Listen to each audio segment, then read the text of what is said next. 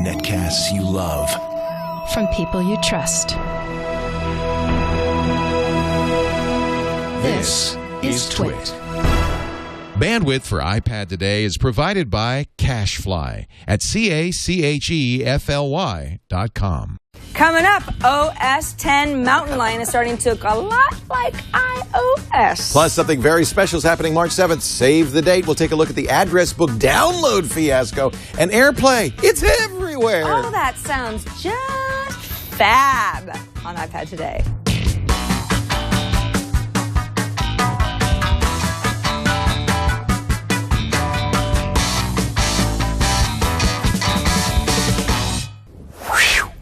And now, ladies and gentlemen, we conclude this session of iPad. Oh, no, we're just Thank beginning. you for joining us. No, we're just beginning. Yeah. Ooh, this is starting. It's backwards day. I worked so hard on the open, I thought, that's it. That's all I can do. I'm done now. You did a really good job. I know, I thought I did. So I put my heart into it. We were talking before the show about having some sort of a song to sing. I think we need a song. We should just launch into burst. Like Glee. It really worked. You know, and there's that new thing, Smash. This is the new thing. Well, it started with High School Musical. High School Musical. And then Glee. Then Smash. I haven't watched Smash. Oh, it's great. Are you sure? I love it. But you love Glee. I do love Glee. And I'm sort of like, Smash is like a good Glee. Oh. You'll like it. It's about a Broadway. It's just premiered last week. It's about a broad with a dream. It is actually a broad with a dream. Yeah. That's, what's her name? Deborah Messing. Okay. And you know who's great in it is Angelica Houston. She's good in everything. Kind of the tough, broad, manager. Uh-huh. And they decided to do a play about Marilyn Monroe. And it's one of the girls from American Idol. Well, at least so far, it's two girls. And so the part of the problem is they like them both. One's a blonde, one's a brunette, and they're kind of vying. It's good. And then there's songs, there's production And the blonde numbers. gets all the breaks, says the brunette. Why can't anyone just pay a little bit more attention to me? Is that right? You used to be brunette, didn't you? You did that so well. I still am. That's kind of blondie. Yeah, it's like you couldn't make up your mind. I'm actually like 50% gray. Are you really? Maybe not that much, You're not but that old. I'm gray enough to cover it. Prematurely gray? Yeah, it sucks. Yeah, me too. Yeah, I know. I mean, I'm only 38. With hair like that, you'd think you were at least 40, but no. No. All right, let's talk a little bit about. There were two big news stories this past week. One happened at 5:40 a.m. Pacific time this morning. How could they? Because it's an embargo. So, did you know about this before? I mean, were you embargoed? Yes, that's a yes. That's a definite yes. So we're talking about. I'm not going to make you say anything. Okay. She said something while she wasn't on camera. That's not true. We're talking about this for the first time between the two of us. Mountain Lion is the new OS 10. Wow! That's what you have to do when you say mountain lion. I thought you were a cougar. Wow. So, it sounded like a cougar. Yeah. So I think this is really Microsoft's Windows 8 is scaring Apple just a little bit. And so Apple said, well, we could do that, and we could do it this summer.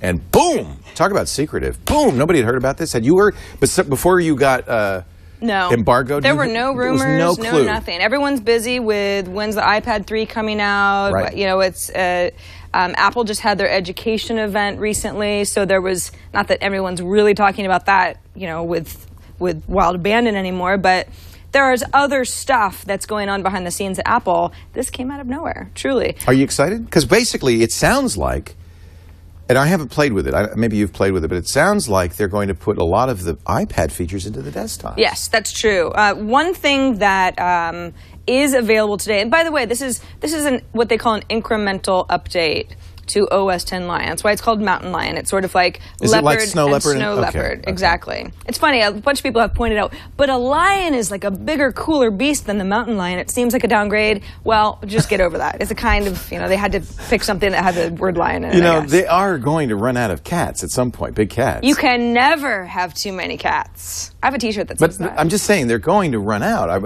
Is there anything left? Yeah, you can go Persian. No, that's kitty cats. They're doing, they're doing big cats. They're already downgrading. They're doing it on purpose. Oh, I see. American Tabby. Oh, yeah. Well, once you get into putty cats, you could do all sorts of stuff. OS 10 British short hair. Yeah, there's no limit. I can't wait to OS 10 Manx, the first tailless OS. It's going to be, no, I don't think they're going to go with house cats. I think they're going to stay with the big cats, don't you? Well, okay. But what's left? They've got... Lynx? Did they do that? They did that. Puma. What about hyena? Is hyena even technically a cat? No. Ceiling cat. OS 10 ceiling cat. Saber-tooth. Yes. So the deal is that Mountain Lion is an incremental update. So it's not a completely redesigned OS at all, but there are a lot of features that will be integrated. By the way, this is it's available to developers now, but if you don't have a developer account, then it's available to the general public later this summer. They don't have a specific date yet. But summer is probably before both Windows 8 and what Microsoft will be showing in just a few days in Barcelona on February 29th, which is Windows on ARM. It's just essentially their response. iOS is on ARM. This is an ARM platform, as is the iPhone. So they're basically, Microsoft saying, hey, we're going to do tablets. And they're going to release their consumer preview end of this month. But I think Apple's going to beat them with this new version of It's interesting that you bring Microsoft into this, because I just did Windows Weekly. It's a good perspective to have, because sometimes I forget that Apple even gives a crap what anybody else is doing, because they are a company that appears to march to the beat of their own drum so much. Exactly. But of course they pay attention. Well, I don't know, of course, but this was the discussion Paul Theron and I had on Windows Weekly. I said, oh, come on, Apple doesn't care about Microsoft. And he said, well, maybe they do, because Microsoft's going right at them with Windows on ARM. I mean, they're going to make tablets that look very much like the iPad. Apple right now is doing very well in enterprise. Robert Scoble told me on TWiT that he had run into on a flight a GE executive who said they're going to put iPads all over General Electric. It's going to be the go-to platform. Everybody's going to be using iPads on General Electric. And that's got to scare Microsoft a little bit, because that's the first time Apple has credibly come back into enterprise computing. So I have a feeling that these two do care a little bit more about each other than they might have in the past. So some of the big changes that you will notice right off the bat from iCloud, not all of them, but some of the bigger ones, is you now have iCloud account logins for any new Macs or new user signup. So it's sort of like you've got a machine, you sign into your iCloud account, and all of a sudden you are signed up on all of your devices that you might have that are Apple products. Apple wants you to have an iCloud account, everything to be linked that way. I like that. Me too. That's how it should be. That's how I save myself. Right.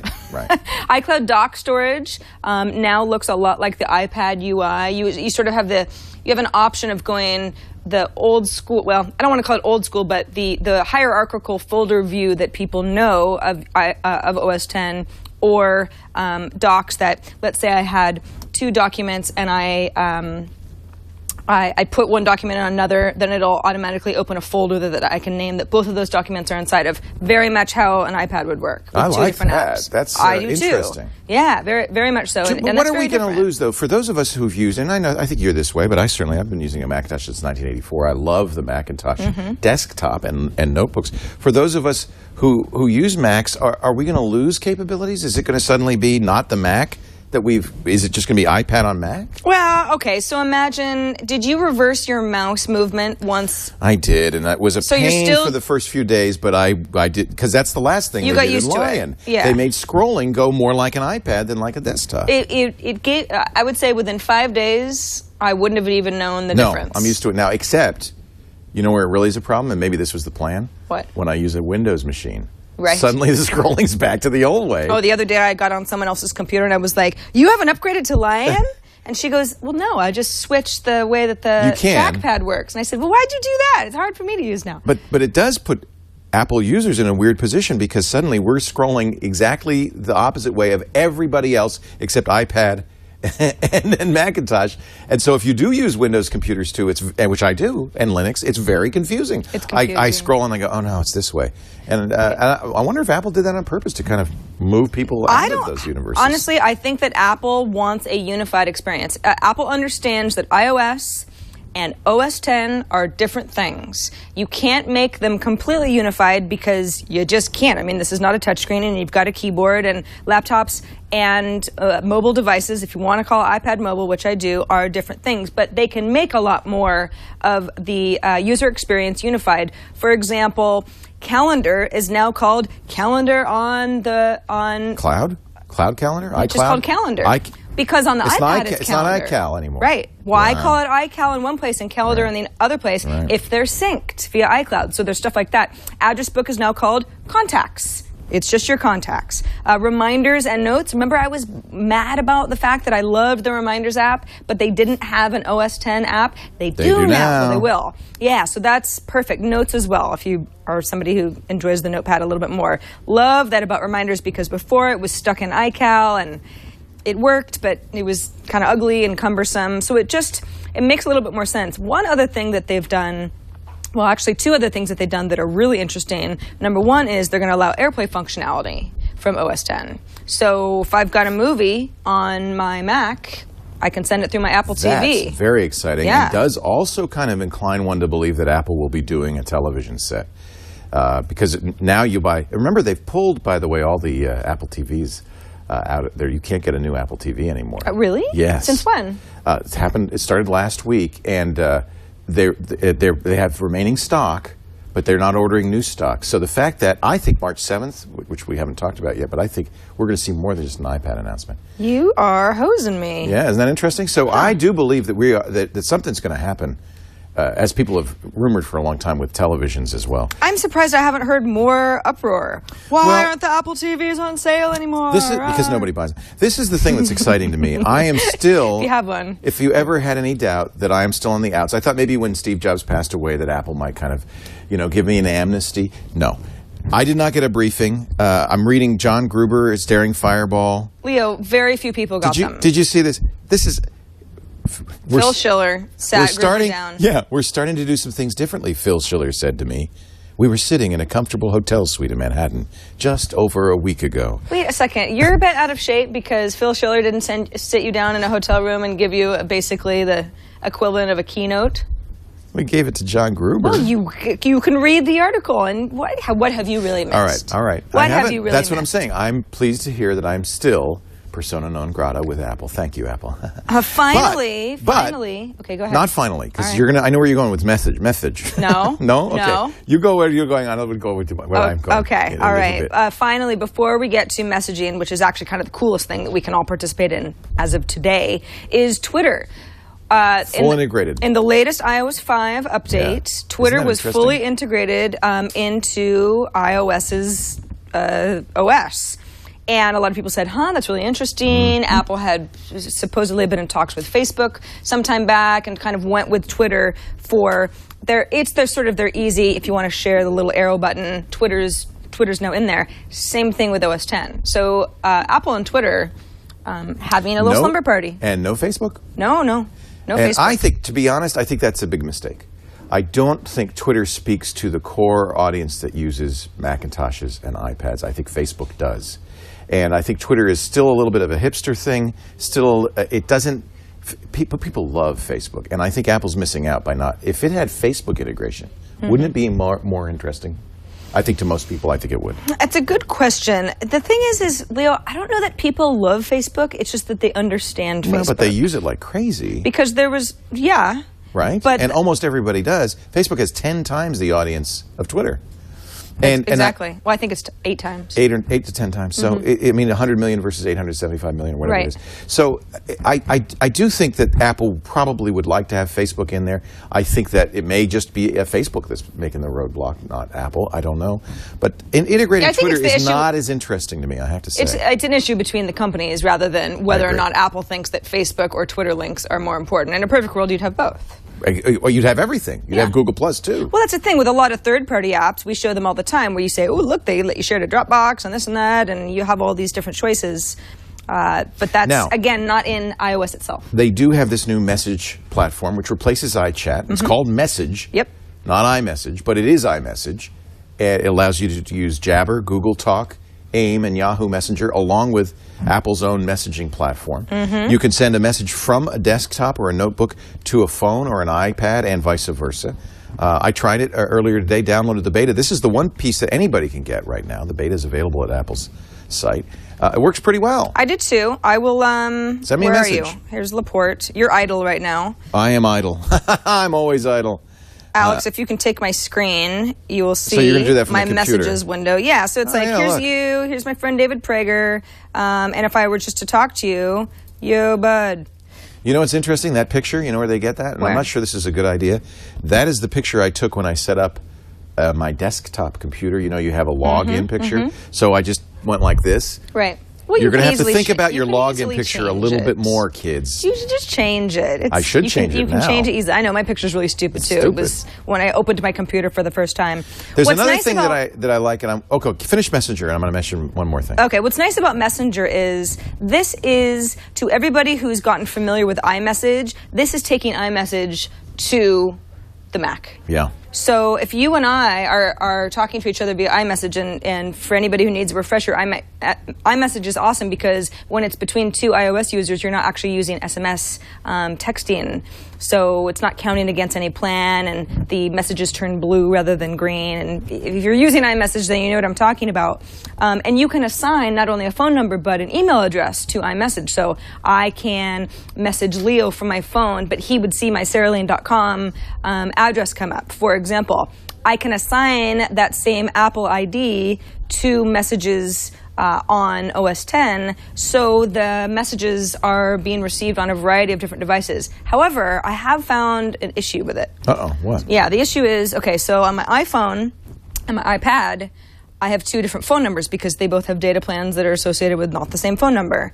Okay, well, I said, all right, well, I wouldn't want then the phone numbers to be synced up to messages. I want my saralane.com to be synced up to messages so that if you were to message me, I'd get it everywhere and I would just see it wherever I was first. Right. Doesn't work. It doesn't? No, it's buggy. This is in beta. I got it to work. This is in beta. You did? Yeah.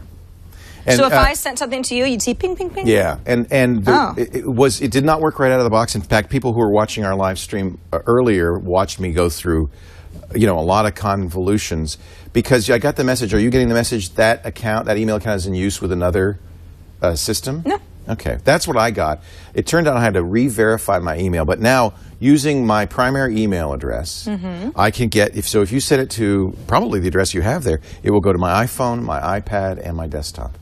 Well, that is interesting. That is interesting indeed. Why didn't you just get it now? It may not be what you want. I haven't set it up on this machine. I also might be sending something to your me.com because I think it defaults to that. So you're saying I should have gotten a message from you. Let's just check. I think I said, yo, bud. The only problem is, of course, that I gave out that address, and I now have 38 messages on my iPhone. So I'm sure it's somewhere in there. The 1%. Yeah. Okay, so Messages again, it's in beta. It's a new feature of OS X. It's not perfect. I have found a few little issues, just playing around with it a little bit this morning where I went, that didn't work the way that I thought it would. Yeah. But again, it is beta. Yeah. And that's the way that these things go. It crashed That's on me why once. developers have the chance to play around with the stuff because they want to work out as many kinks as possible before the public gets developers their hands on it. and John Gruber. Yes. But I'm not Who bitter. has a developer account. I'm not bitter.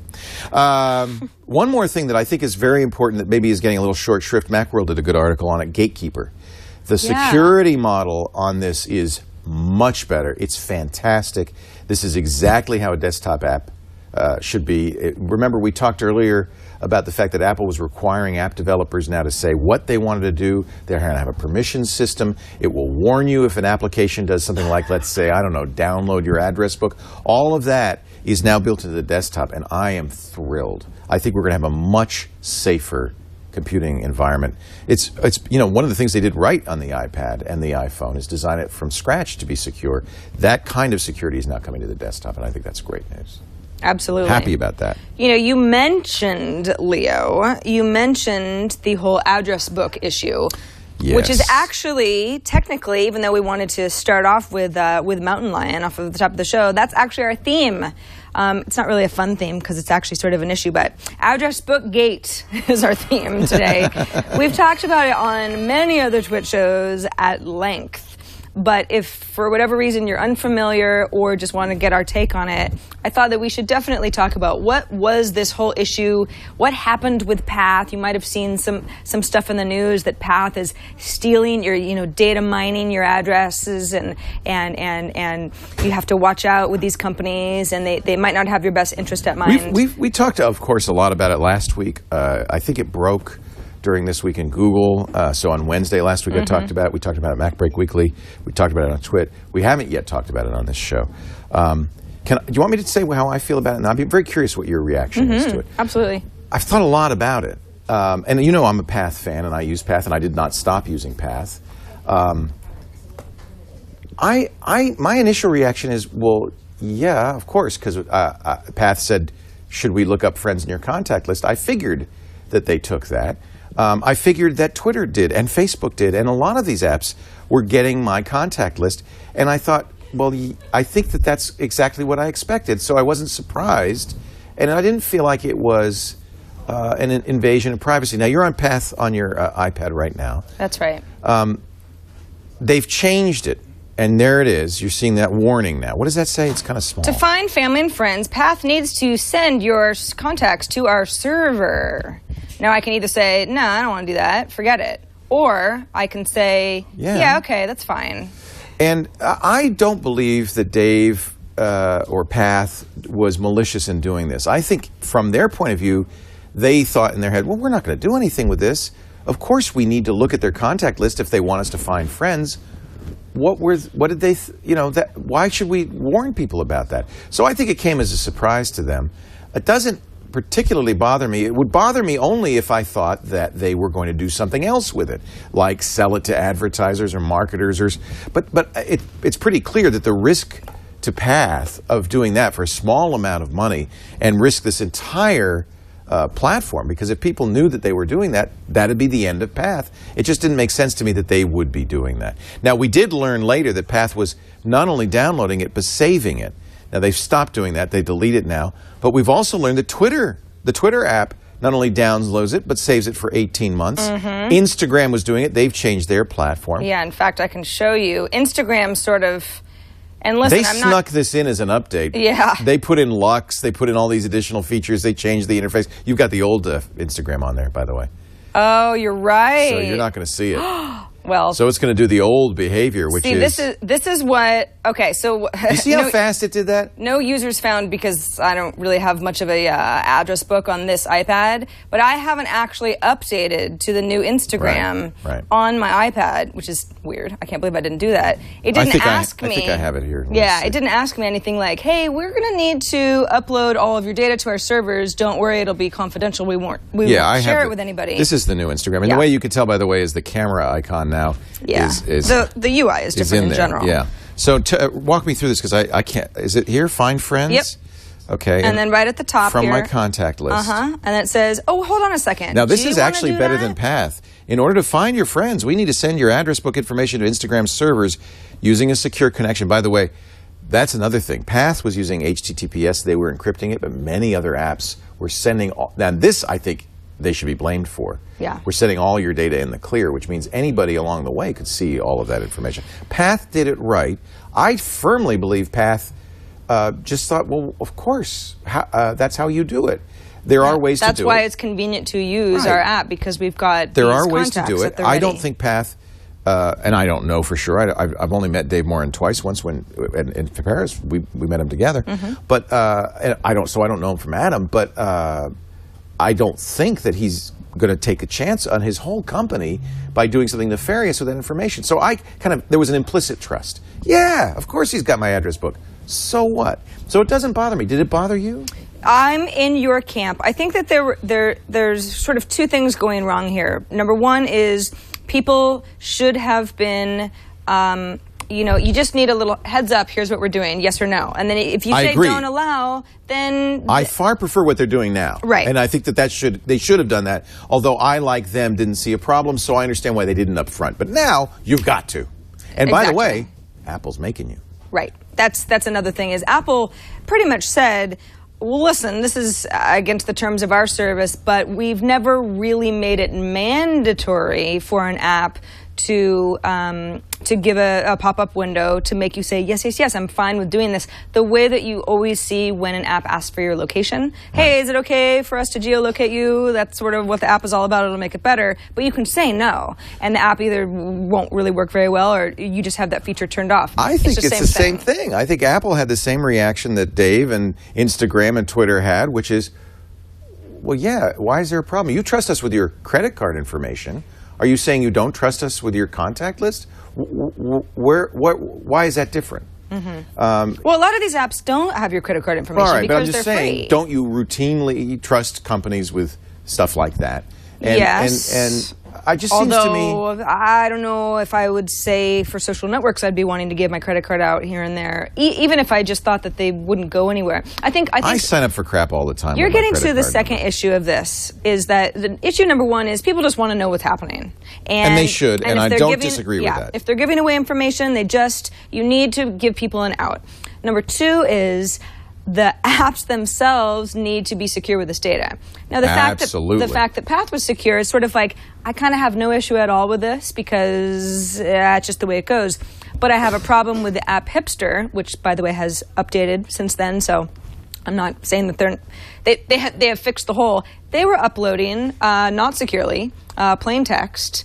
And that is scary. So that's the sort of thing where it's like, listen, we have to have a standard, or else I'm just going to suspect all of these apps aren't secure. And that is bad. Yes. I mean, it's one thing for me to trust a particular application, Instagram, with my data. And I do. I don't think they're going to sell my data. I don't think Kevin Systrom is going to say, hey, I got Leo's address book. Who wants it? I don't believe that. But on the other hand, if a company like Hipster, in the process of getting that data, makes it insecure or doesn't store it securely on their server, that is bad. Mm-hmm. But that's not something a warning is going to warn you.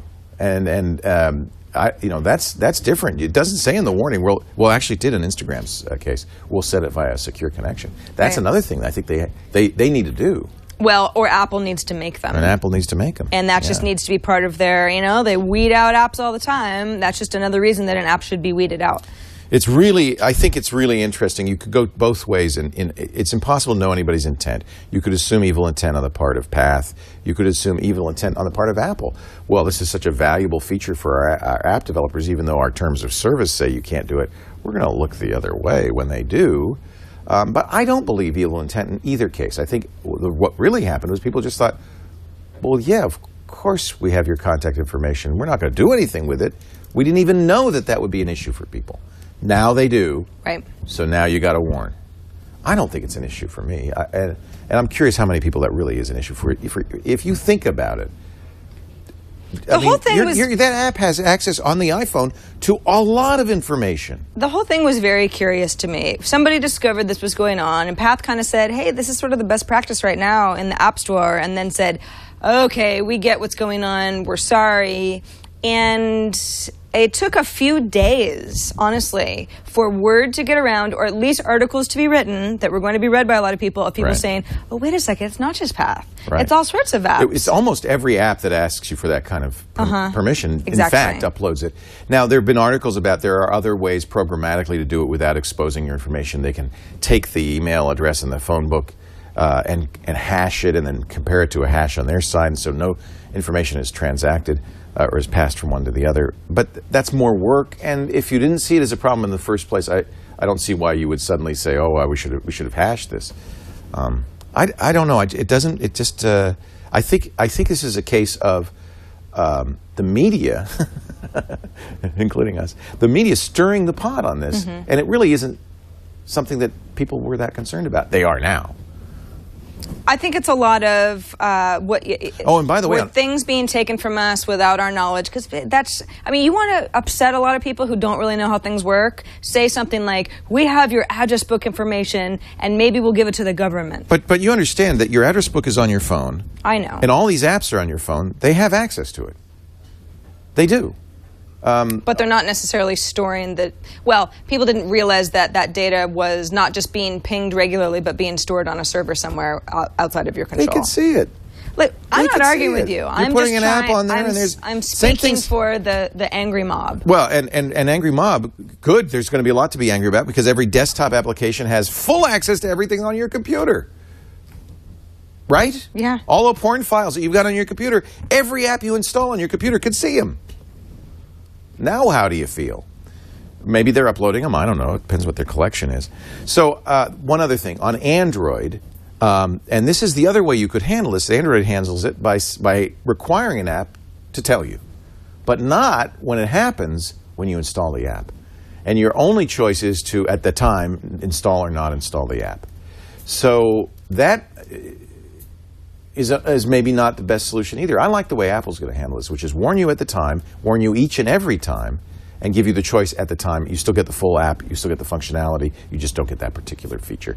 That's, I think, the right way. I think Android, we're so used to, those of us who use Android devices, every time you install an app, there's a long list of things the app can do. And you say, yeah, whatever. And that's always the risk with this kind of thing. Yeah, whatever. But then it's on you. You want to read, you want to say yes, then that's different than not having the opportunity to opt out if you want to. So the reason that we talk about this is there are a lot of apps probably on your iPad right now, or your iPhone, most certainly your iPhone, but a lot of these apps that are in question, you are running on your iPad. So just know how things are working. A lot of things have been updated, but if you're using an app that you don't think has, or there are questions about, just be aware of what's going on with your data. I just think it's something new that nobody really thought about. We're going to see more and more of this as we get into this world of social media, and I think it comes from an old school sensibility that your computer, your electronic device, was somehow private. But the minute you are connecting it to the internet, it's not. And so there's this huge risk always. And really, when you're online and you're doing social media and you're doing social things like Instagram or Path, the expectation of privacy has to be a lot lower because it's public. You're in the public now. Right. And if you don't trust an app, you shouldn't be using it. Shouldn't use it. That's just, no one's making you. I don't know why people thought Path would somehow be private. Well, it's exclusive. It's exclusive, but it's not private. It's an exclusive club that works a lot like a public one. All right. Reminder that if you are watching us live, thank you very much. But if you're not, a reminder that we record our show at 1:30 p.m. Pacific time, 4:30 p.m. Eastern. Eastern time is hard. It's really fun. You should join us. I always go at 2:30, 3:30, just 4:30. Add 3. Yeah, it's tough stuff. It's fun. We've got our chat room going on. We try to take as many live questions as possible. But if you miss a show, don't worry. Just go to twit.tv/IPT. That's where all of our archives live. Not only just archived videos, but the links of apps and stories and topics that we talked about, links to where to find Leo and I online. So just keep that on mind. Twit.tv/IPT. I got a message from Sarah Lane. What does it say? Nerd burger. Why did you type that? I was responding to you. You wrote, "Hi, cutie." And I was like, who's this 707 jerk? That's interesting. So it came in as a phone number. Yeah. And yours is just coming in as a name. Because you haven't added an email address as a default from that particular phone. Probably the default is the phone. Oh, the joy of messages. So many questions I think it's great, left though, to answer. that we can use multiple platforms and talk to each other. One of the things I like about Google Chat and Google Voice is I can do on my desktop, I can type a message that goes to somebody's phone. I love that. I love the messages. And again, it's really only good with other iOS or OS X users, but I was using Facebook Messenger a lot because I wanted to either talk to people who are on desktops or talk to people who are via mobile, because that did what SMS didn't do. Right. And I don't necessarily have to I don't actually have a problem with Facebook Messenger. It works just fine. But I was like, it's kind of my only solution right now. And I like to have another option because I don't like to use Facebook for everything just because that's the only option that I have. You know, you might as well just get over that. Facebook is the world. That's not true. And we're all going to be on it soon. Your world is very small, Ben. There are no flowers. There's only blue. 800 million people small. Blue and white. That's all there is. Now, before we move on, I just want to mention we could not do this show, this very show we're doing right now, without that guy right there. His name is Alex. That's right. And he is the master Gump of the TriCaster 850 Extreme. He's mastered it. He was the first in our company to use it, Alex Gumpel. And this was at NAB show last year, wasn't it, Alex? Yeah. And you became, it's like an idiot savant. That's not a nice thing to say. He's like a savant, minus oh, now I'm in trouble. He is, the things he can do with this thing. The savant is running the show. All savant. No idiot. The TriCaster is essentially a video production truck with switcher, Chiron, green screen, virtual sets. You just saw picture-in-picture. All of that in a box. It's amazing. We could not do what we do without the TriCaster. So I want to give just a little tip of the hat to NewTek, the folks at NewTek who make the TriCaster. And if you're interested in doing your own video production, live video production, churches use it, sports use it, networks use it.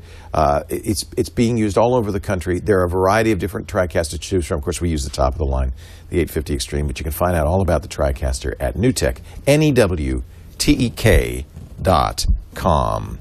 It is amazing. What's your favorite thing, Alex, that you've discovered? I like these new lower thirds that we have that bounce in and out.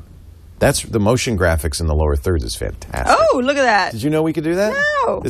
We've never used it before. Well, why don't we use it all the time? My thoughts exactly.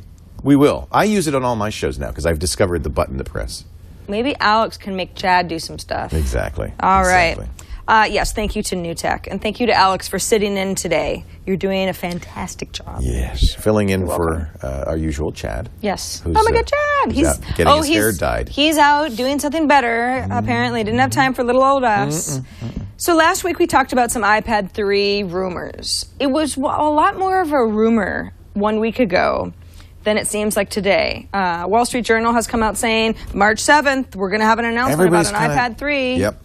So we're in agreement now. It will be March 7th. We don't know. No. Apple has not issued. Did you? Okay. Until you you're get an on the inside track. Yeah. Did you get an invitation? No, but you would have known. I mean, people who had gotten invitations would have talked about it. I haven't gotten it. I never go to Apple announcements. Usually about a week before, so I would expect one February 29th. Also, right when Windows on ARM is being announced, Apple, I swear to God, you that watch. The invitations will go out. I swear to God, you watch. I agree with you. I agree that they'll try to take some thunder from Mobile World Congress. Then on March 7th, they'll announce the iPad.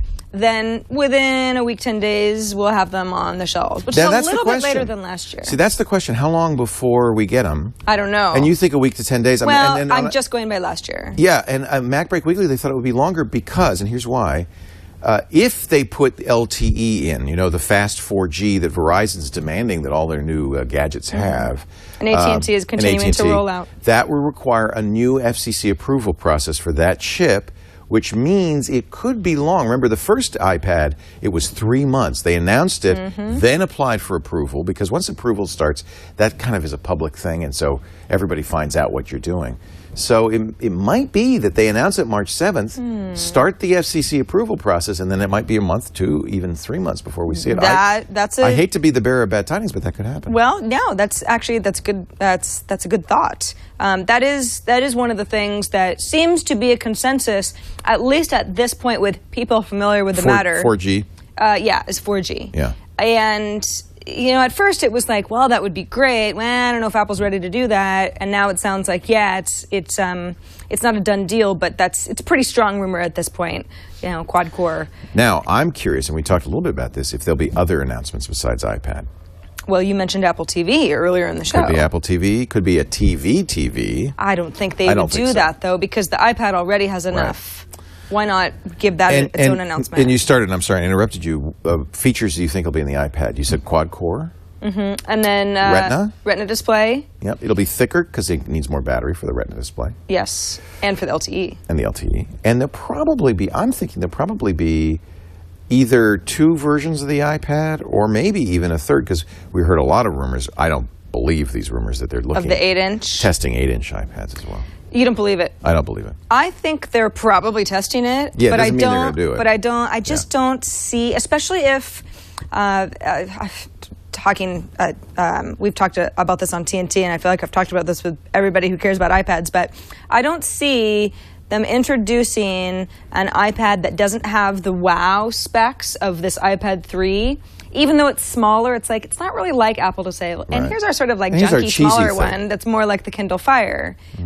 They do that with the iPod, though. They'll announce an iPod Touch, an iPod Nano, an iPod Shuffle. But in those cases, it's always like, and I'm sure you can think of an MP3 player and prove me wrong, but in those cases, it's always felt like Apple would say, oh, this is this new thing. Yeah. This is this new special thing. Hey, you don't need a dial. We just made this. You don't need a screen. Yeah. You just need a thing.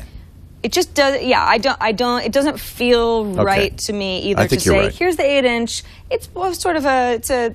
I think you're right. It's the lower model. Yeah. No, I think you're absolutely right. But again, they kept Mountain Lion from us. So I do what think do we know? They'll keep the iPad 2 around as a low-cost alternative to an iPad 3. I do believe that. Now this is. I tweeted this and I got slammed for it. I think, and I would like, a better camera in the iPad 3. Oh, yeah, I think it's not hard to do. No, it's such a bad camera in the iPad 2. But I would, now this is where people mocked me. They said, you'll use it with your iPhone. You're not going to use the iPad camera. But I just love Avid Studio, which I know you and MG showed a couple of weeks ago. I love it so much that I think this could be a great movie-making device. If it had a decent HD camera in it, I would hold it up to take movies and then edit in Avid Studio. That would be great. It's a little nerdy to hold it up. Maybe I'm a nerd. There's always, well, it's like there's always like at the music show and the guy's taking pictures with his iPad. I see a lot of those. Put your stupid iPad down. It's like wearing a bad hat. I see more and more of that, I know. Well, if that's what you've got on you for whatever reason, then it might as well have a better camera. The thing is that that's a good point. We have so many apps on the iPad that are really robust as far as editing photos and videos. So why not have something that you can pull in content natively? Exactly. Why should I have to use another device to take pictures so that I can put it? I mean, with iCloud, I guess there's it's that much easier to share stuff. By the way, sharing stuff via message. Very. I know. Somebody sent me a picture. Very convenient. It was kind of much more. Remember how awful it used to be to try to even like share links and photos on IM? Still is. Great. Still doesn't make sense half the time, depending on what protocol you're using. I probably shouldn't have given out my address because I'm getting a lot of messages like this. Oh, but they're nice. Here, I'll show you. You can look. It's a family sent me a picture of them visiting us.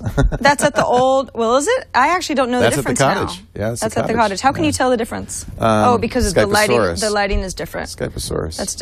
Of course. Skypeosaurus. And there's a little light there, but you're right. Those were the good old days, weren't they? Mm-hmm. Hey, so Leo, last week we talked a little bit about Newsstand, and I said Newsstand apps are apps, and you went, they are? I don't know. We're not really sure. Are they? Okay, so Matthew wrote in, and he has kind of a good breakdown of what makes Newsstand apps special. He says, Newsstand apps are apps, but it's more than just a category in the App Store. They only go into the Newsstand folder. Yes. They have rectangular icons, either horizontal, newspaper, or vertical, magazine. Right. They can change their icon daily, something only the calendar app can do otherwise, rather than just have notifications. They can push data once a day, where other apps can only push notifications. So that's what makes them special. So they're apps plus. Yeah. I thought they were apps minus. They're apps plus. Yeah, they're like a super app. Super app. And that's why they go into the Newsstand. And that makes perfect sense. I hadn't even really, it didn't even occur to me to say, well, they're different because they look different. They're not the same square with the rounded edges as other apps are. But it's true that they can change their icons as well. So I think I assumed that they were something less than apps just because they have to be in this Newsstand pseudo folder, which I don't mind it so much on the iPad because there's a lot of great publications on the iPad, but there's nothing on the iPhone. And so I still have this pseudo folder on my iPhone, and I just, I don't want it. Well, I don't know what to tell you. I think you're just being crabby. Would you please talk to Phil, your friend? Yes. New York Times keeps pinging me with all this, That's the other thing they can do. Breaking news. And by the way, But I thought I had turned that off. We've heard before of a fix to get that folder, the Newsstand folder, in another folder hidden away. But if you do that, you lose those notifications. I just don't know why it would bother you so much that you want to hide it. Well, it's fine here because I have stuff in it. Yeah. But on the iPhone, I only have the New York Times in it. Why should I have a folder for one icon? Because Apple wants you to buy things. Oh, thank you. Go to the store. Maybe you'll find a magazine that's just right for you. Not on the iPhone. There's nothing. Oh, there are. Come on. We got a duh tip from Ethan. Thank you, by the way, Ethan. Sent us a lot of videos. We try to watch as many of them as possible. He's our number one dar. He kind of is. And he with OS 10 Mountain Lion coming out and iOS 5 and everything being integrated together, he reminds us that the reading list is very important. Hey Leo and Sarah, this is Ethan Barber, and I'm back with a little iPad duck tip. So when iOS 5 came out, there was a feature added in Safari called Reading List. Now, I didn't think I would use this feature, but over the past few months, I've grown to love it. Anyway, so if you're on Safari, so for example, I have the TWiT page up, and you want to bookmark this so you can go back to it on your laptop later, but you don't feel like typing in the address or Googling it, whatever. All you do is you can go into the Action menu and hit Add to Reading List. Now it will add this page, sync with iCloud, and it will add it to your reading list. Right here I have some articles, and it will sync to your computer if you have it enabled, and any other iOS devices you have with your account. So for example, I have my iPod. You can see I have Reading List on here, and the TWiT website just popped up, so now I can hit on that, and there you go. Isn't that cool? Yeah. That is not new as of today. No. Reading list is something that's been out ever since iOS 5 has been out. That's right. But it's a really good thing to remember. I have a button on my Safari that I press, that says save it for the reading list. Ooh, you want to hear something cool about What? OS 10 Mountain Lion? Yeah. Wait. Huh. Oh, can you tell me? Yeah, I can tell. Yeah, this. You know how? Can she tell Phil? Okay, he said it's okay. He says it's you know how in Chrome, if you want to just search for something, you just type it right up into the address bar, whatever your search terms are. And in Safari, you have to go over to the stupid Google search button. Right. Not in the new Safari. Thank you. I know. That's the main reason I don't. Hate the most about Safari. That's why I don't use Safari. Because I don't like to use them differently. I know. Because then I do a new tab and I have to tab again to go to the search. So annoying. Well, you know what I find? What I end up doing is I'll go like playground, basketball, red, and then I think I'm searching for something, and it'll be like, I don't know what website you're looking for. That's not a website. Waskell says that actually is an update in Safari, and it's in the developer's release of Safari 5.2, even if you're still using the old line. Oh, nice! Really? So you can update to the developer release and get that as well. Oh, that's awesome, Waskell. Thank you for the clarification. Yo, Waskell, yo. Got an email from Tina in Redondo Beach, California, who says, you guys were talking about Zinio and some of the limitations last week. Yeah, well, I got a lot of email on that one. Quite a lot of the magazines have links and other interactive content. It was just a magazine I was using. It just depends on the publisher. For example, National Geographic is also on Zinio, has video, audio, interactive maps, other great features, and the Zinio app has a great feature that no one ever mentions. In the Explore section on the app, there are full articles you can read from a variety of different magazines. Great for people who don't want to spend money on a full subscription, just for the occasional article you want to read. I stand corrected and I apologize. I did not do Zinio much of a favor in my discussion of Zinio. Because we were saying it's like scanned. It's kind of old-fashioned, yeah. But it depends on the magazine. And here's the Explore area, and she's absolutely right. There's a ton of stuff. Something else that somebody told me, which is that, and this was T3 was the one that didn't have links. He said also you want to make sure you try it in portrait mode because I said, well, maybe not this one, but in portrait mode, it's more like a magazine. Maybe I have it locked. No, I don't think you do. I do. No. Oh, maybe it could be on here. Yeah, there we go. Oh, there you go. In portrait mode, it's much more magazine-y and feels a little bit better for reading and so forth, and you can zoom and so forth. So, and these links are hot. So I stand corrected. I did not give Zinio the full benefit of the doubt. It's pretty good. So thank you, Tina. A very good reminder that Zinio is more than just scan magazine pages. Much, much more. We also got a voicemail from, we don't know what her name is, although she sounds really nice. She has some thoughts on the iPad in March, specifically. Hi, I just listened to your February 9th show, and I wanted to say something about the iPad timing. I agree it's probably just, half a year, but by doing it in March, they are able to get school districts to order equipment for the next fall because our budgets have to be put in March and April. And then they buy the equipment over the summer, get it set up, and have it ready in August when we start school. And in my district in particular, we have a huge IT or tech integration program in the first week of June, where teachers go and they get $10,000 worth of equipment. Well, she has a lucky school. They've got they've got a nice tech budget. Do you think that I hate to say that Apple isn't taking that into consideration because, again, Apple's extremely education focused, but I think that might just be a happy coincidence, honestly. I think that they're much more looking at their own fiscal year than when teachers have budgets to spend money. Am I being naive? Boy, they should be paying attention to when teachers have money. Do that. Did I send you a message? You sent me 2 different messages. Yes. Yeah. Because I was trying one to your phone number. I'm using the new messages. By the way, the name of this is not iMessage, iMessenger, or Message. It's Messages. Messages. Messages. You're adding an N where there is none. Messages. Messages. No, not messenger. English language. Messages. Look it up. Messages. Oh, messages. Massages. Massages. Massages. That's the new app. It's a massage. It's called Massages. Messages. It's great. Messages. Yes. Messages. Okay. I'm hoping someday I can become a trained announcer, so I want to make sure my diction don't quit your is day job. parfait. So just that's the point, is that the same address can send to a lot of different things. Leo at Leoville sent something to my desktop and something to my phone, and they're two different messages. Yep. No, but because one I sent to your phone number and one I sent to your email. But my point is, we're talking about two different things. Set up your email on your phone, you'd have gotten the same message on your phone. I did. I did. The thing I don't like, here's another thing. Right. It doesn't seem to be queuing messages when you do that.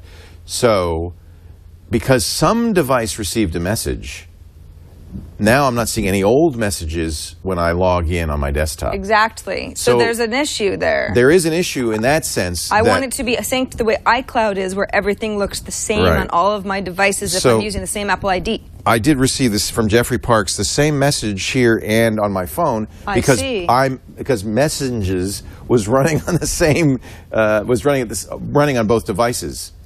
And I presume I got it on my iPad and everything else as well. But if I close Messages on my desktop, I will continue to receive messages on other devices that are still logged in. And then when I open Messages on my desktop, those messages were perceived as received and have not been queued and will not pour into my desktop. Does that make sense? Yes. The way I said that? Did you send to saralane.com? I did. No. No? Gmail? Gmail. Oh. So here, I'll send something to saralane.com. Watch this. It's kind of fun. We'll be with you in a moment. Will you answer our poor anonymous caller about whether or not you think that Apple cares about teachers? Yes. I think Apple cares a lot about teachers. But do you think that that's what's going into consideration for a March release for an iPad? No, I think that is absolutely not. In fact, I think that's something interesting that's happened in their timing. Because remember, the iPhone, which used to come out in June, now comes out when the Yes! When the Yes! It does work. It does. I thought it did. Okay.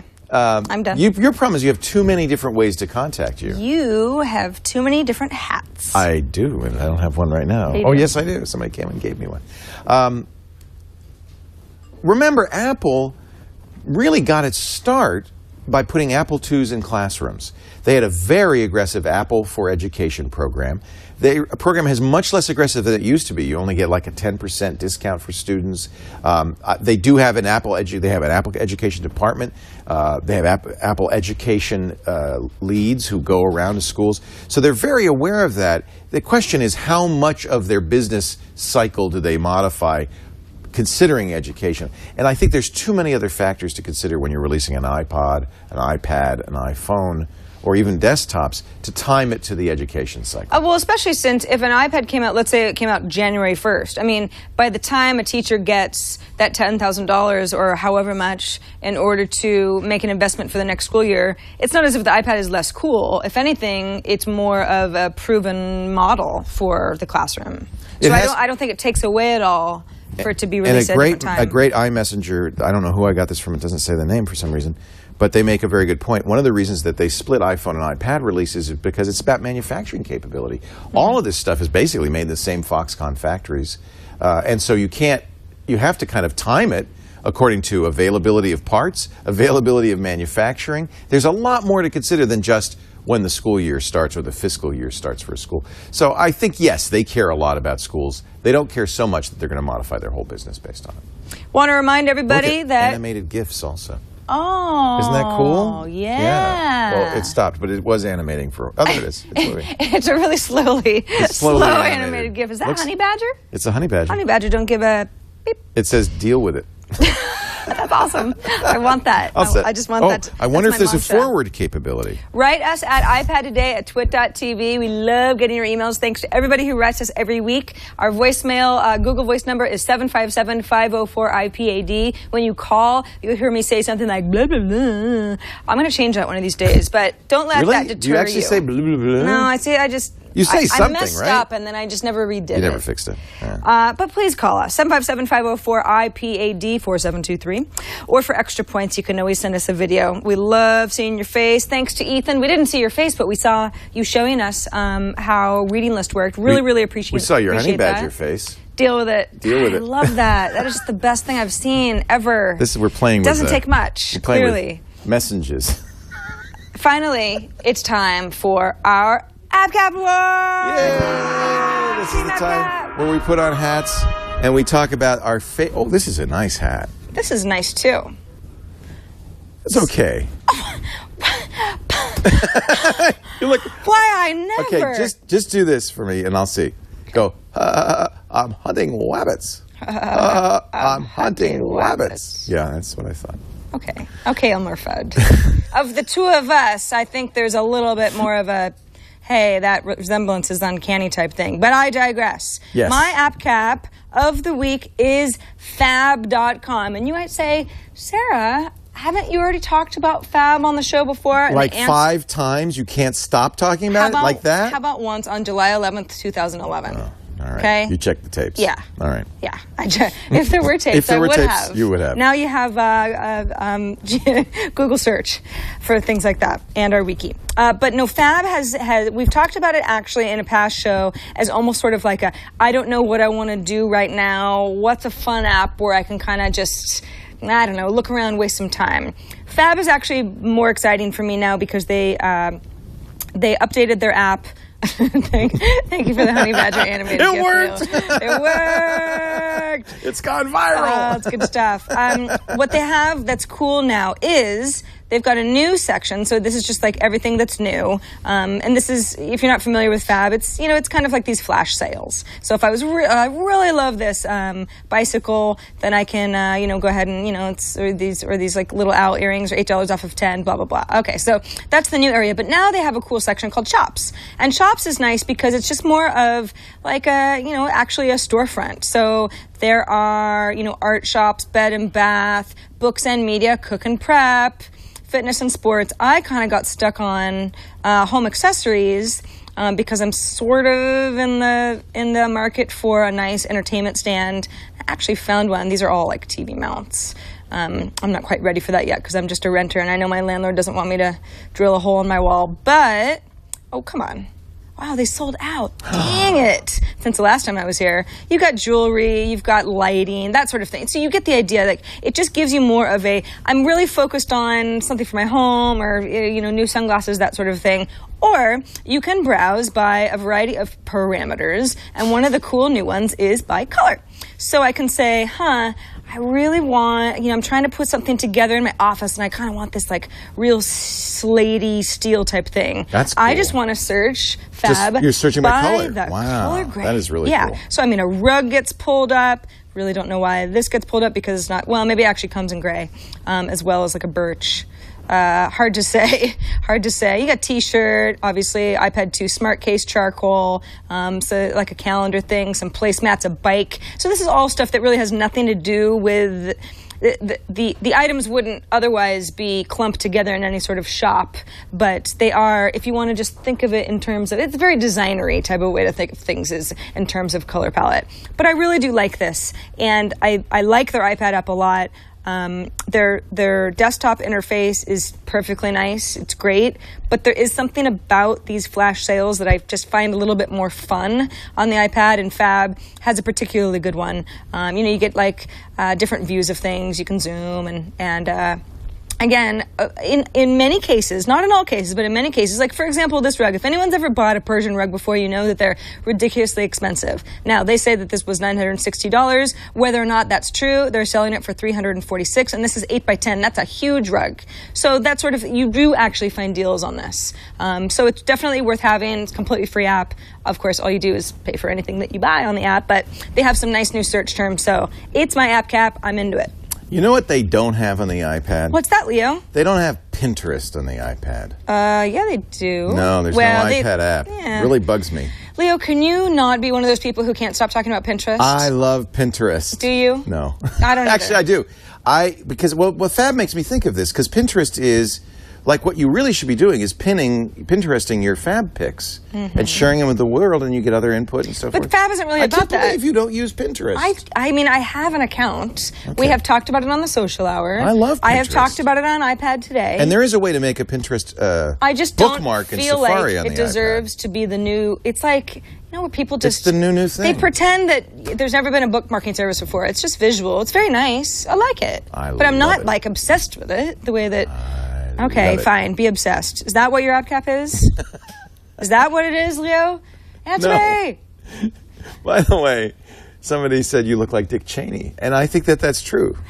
So please don't shoot me in the face, okay? I am Dick Cheney. So this I'm so glad you noticed. I thought I had faded away. No, I'm working at TWiT. This is Ghost Trick. Now, this came out first on the Nintendo DS, and it is a very interesting, weird kind of game.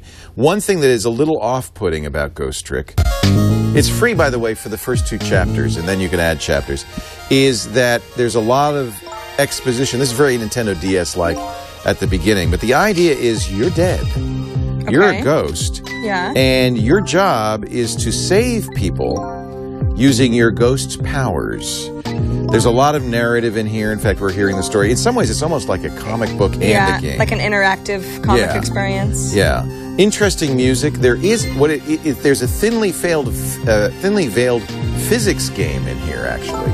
Because in some ways, what you're trying to do is use your ghost tricks to save, in this case, this young lady from the hitman. So, I see. You're not. I was like, and that's me. Okay, now see, I used my ghost trick to knock the gun away, and now he's chased her. I used the guitar to trick him, and now he's chasing her again. Now I have one more chance. I've gone back in time 4 minutes. I need to save her. And so it's kind of an interesting, I don't know if game is the right word. There is a game element to it. It's also a little bit of a graphic novel. And there are multiple chapters. Now it's going to give me a chance to actually save her in a moment here. Oh, too late. Oh, wait. I guess I didn't do it in time. Wow, amazing. Jeez, that was depressing. That's okay, because I'm dead too. So the last 4 minutes, so really we're still learning some tricks. I see. That's how the game starts. Yeah. So you didn't do anything wrong. There's quite a bit of this actually to begin with. Give it a try. It's free to try it. It's kind of interesting. It's going to go back in time, and it's going to give me a chance to actually save her. I tried to get through all of this before the show started, and we ran out of time. But there you go. It is worth trying for free, and there are 2 more chapters. I think it's very intriguing, very interesting, and certainly if you played the Nintendo DS game, you'll be thrilled to see that it is now available. Okay, you ready? Yeah. So now that's me, and that's that. Oh, there's still some more exposition. Jeez, it's like I hate this stuff. I know. Come on, I don't like exposition at all. I just like to be able to say, if I don't want to read any of it, I just want to and this work is it out. Something a little bit annoying. You can't get past it. Kick it past. So first I have to become a ghost. Then I have to pass my soul into that lamp. Then from that lamp, I gotta hurry up. I got 4 minutes. I gotta get there as fast as I can. We need to stop reading then. There's no time to lose. She's still alive. I can save her. That's me dead, by the way, right there. Nice hairdo, huh? Come on, This game is really confusing. Come on. I have no idea what's going on. Come on. Looks like I better get up there fast. That's right. Have a look at the right side of the screen. You're supposed to be doing something, I think. No, I'm still reading crap. That's what's... See, they're still teaching me the game, believe it or not. Yeah. Yeah. See, the wheel. Going. Yes. Now, let's become a ghost. You think up there? Can I reach it? No, I can reach here, though. So let's go there. Okay. Whoops. No. Let's ghost. Okay. And now I want to go here. Yeah. Okay, good. Okay. And now reinvent the wheel. Oh, crap. I can't get there from here. How about here? Let's go there. There. Now I can get there. Okay. Now you can go there. Anyway, it's kind of a physics game, and there's more to do, and I'm a lamp. Wow. Fascinating. Clearly. That's called Ghost Trick. Well prepared. It took me an hour to get there. It's okay. It's free. It's free. You're going to like it. If it was $5, I'd be giving you a harder time. You're going to like it. It's not. It's Capcom. It's good. Trust me, it's fun. On my iPhone, I'm much farther along. It's this.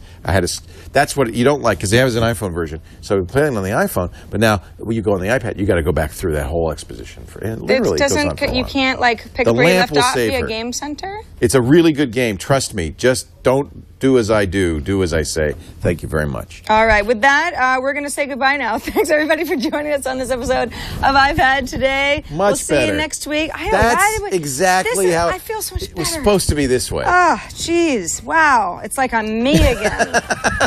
No longer Elmer Fudd Dick Cheney. Thank you, Leo. Thank you, everybody, for joining us on this episode of iPad Today. We will see you next week. Ow!